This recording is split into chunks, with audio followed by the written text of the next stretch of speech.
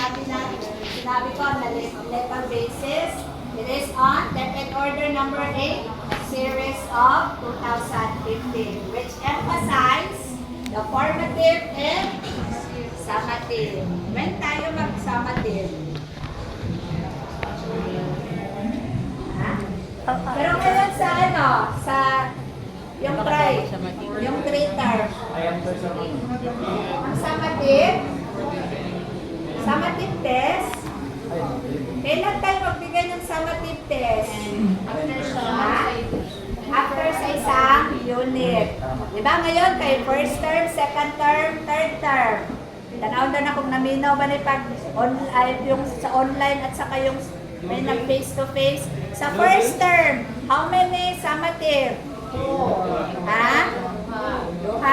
Sa second term, how many summative? Duha. Sa third term, kuyawag yun, sir. Maaya ka siya reasoning ability. Of course, I therefore conclude on the third term to summative.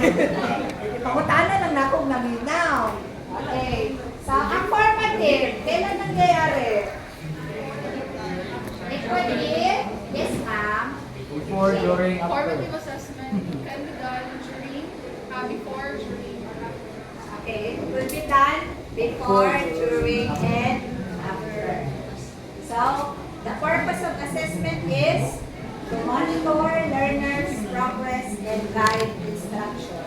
Possible, with the result, magbigay tayo ng ano yung sa ilaw, di ko ano lang sa ilaw ways forward. Yung sa W, di ba? Ways forward or credit assignment.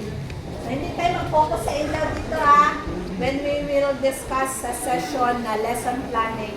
Pero i-integrate na daw, may session tayo na i-join doon as a whole. Okay, constructive alignment. So there were three. We have the learning competency.